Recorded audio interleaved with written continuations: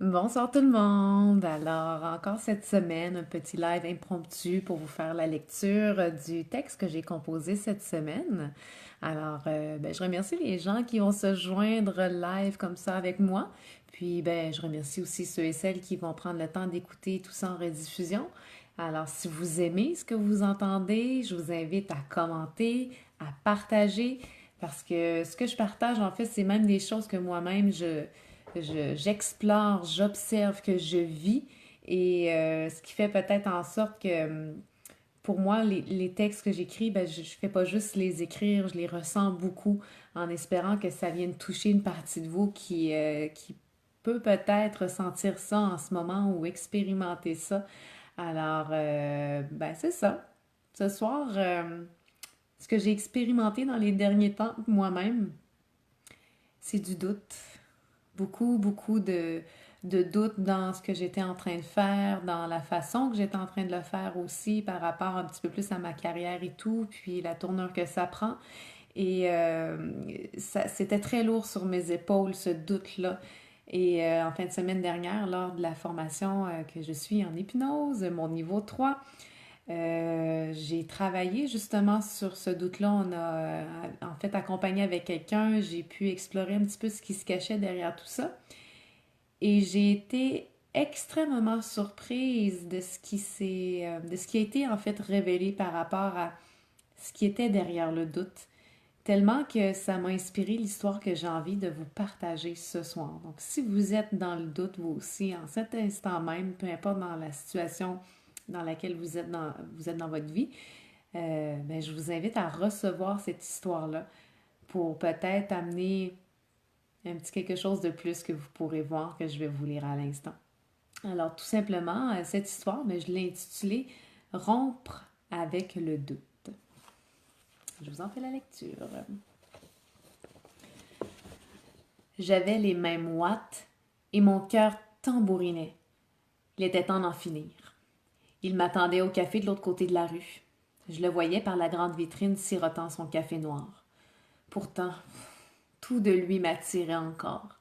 Ses cheveux noirs corbeaux, ses yeux d'encre, son allure mystérieuse. Mais en sa présence, je ne suis plus moi-même. Il trouve toujours la brèche et s'immisce insidieusement dans ma tête, mon corps et mon cœur pour me faire tout remettre en question. Tout ça était devenu trop lourd, malsain. Il n'y avait qu'une solution, rompre. J'entre dans le café, m'avance vers lui. Il lève les yeux vers moi et je suis glacée par sa beauté, puis choquée. Choquée qu'une partie de moi le désire toujours. En finir, en finir, en finir, ne cessais-je de me répéter dans ma tête. Arrivé devant la table, il m'ausculte de la tête aux pieds. Merde, je sais ce qu'il est en train de faire.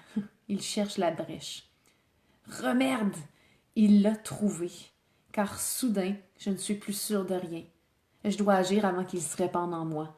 Je tire ma chaise aussi sèchement qu'on peut tirer un chien par la laisse pour le ramener au pied, m'assieds et lui balance. Doute, toi et moi, c'est terminé. Je romps. En prononçant ces mots, c'est étrange, j'ai senti ma tête se balancer de droite à gauche et tout mon corps attiré vers l'avant vers lui.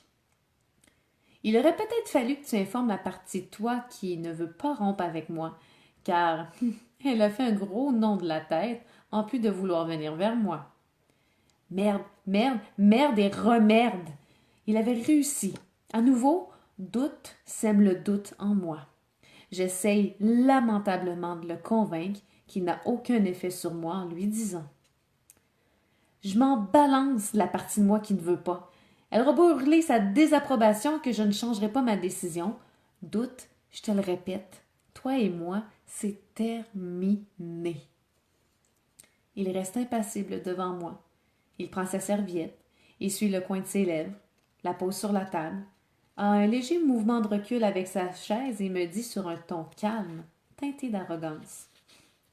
Mais tu sais, t'as raison. T'as pas besoin de moi. Puis en réfléchissant bien, mais c'est moi qui en ai assez de pas être considéré, d'être vu comme le mauvais flic.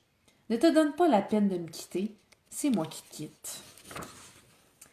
Alors qu'il se lève, Je sens la panique monter en moi, se canaliser dans ma main droite qui attrape sa main gauche, puis mes lèvres prononcent presque en suppliant: Non, j'ai besoin de toi.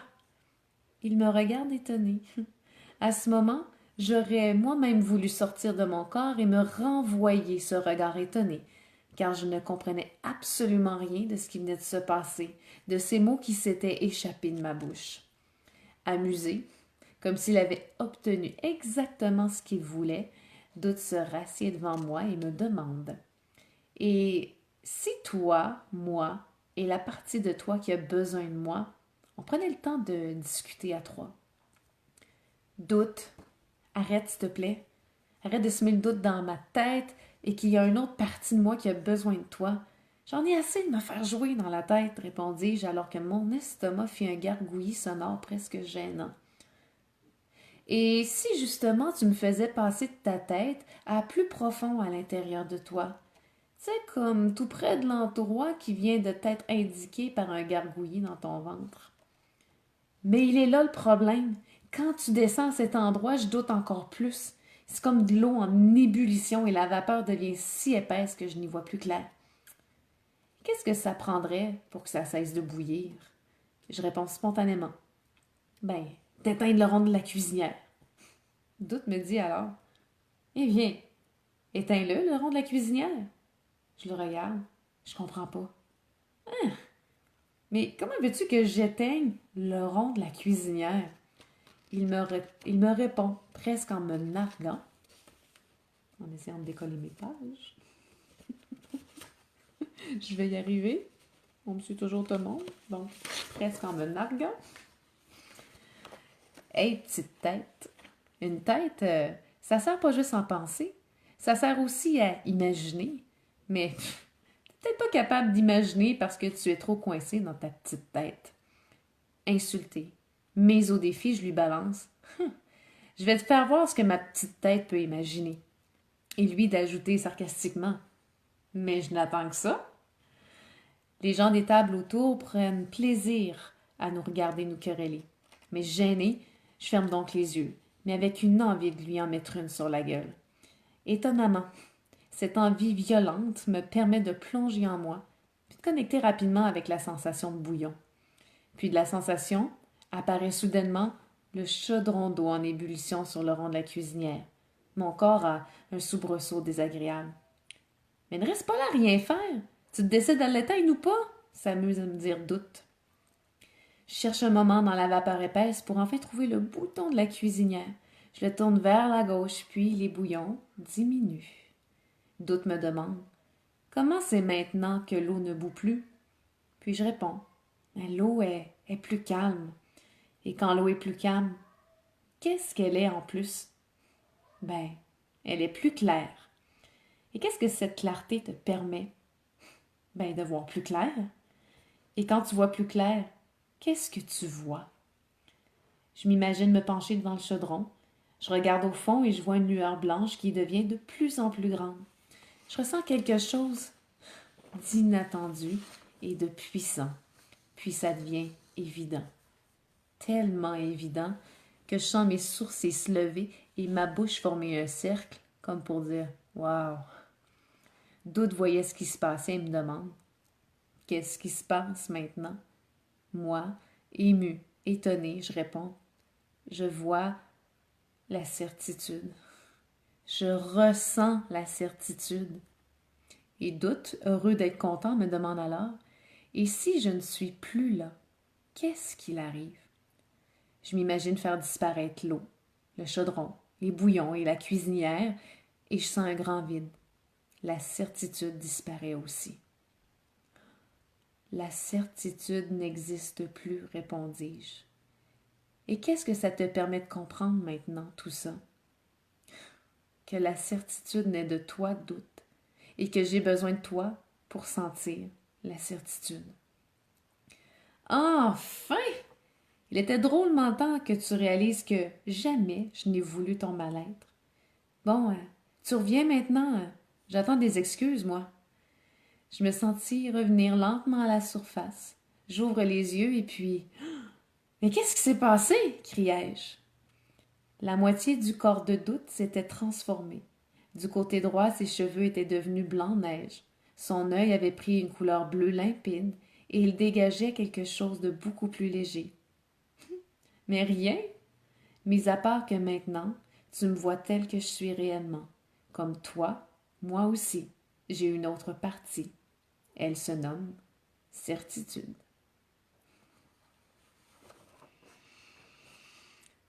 Et voilà ce que moi j'ai compris durant mon week-end. Que le doute, même si j'essayais de le repousser très très loin, il y avait une intention positive pour moi. Ben parce que sans doute, il n'y a pas de certitude. Et que pour être certain de quelque chose, pendant quelques instants, notre esprit va aller expérimenter le doute pour justement valider est-ce que notre certitude est vraiment certaine ou il reste quelque chose à aller peut-être travailler ou à aller améliorer pour que le doute devienne une certitude. Comme dans le fond, il n'y a pas de lumière sans ombre, il n'y a pas d'ombre sans lumière. Alors c'est ce que moi j'ai eu comme grande révélation, puis j'avais envie de vous la partager à travers cette histoire-là.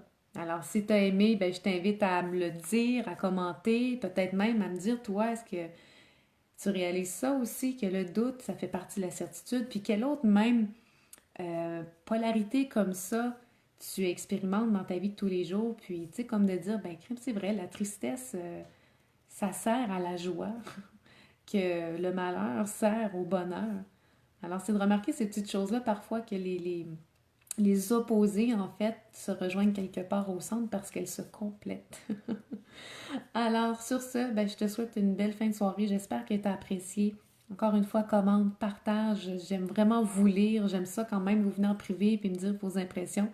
Puis, ben, c'est ça. Alors, je t'embrasse et on se dit à un prochain live très bientôt. Bye bye!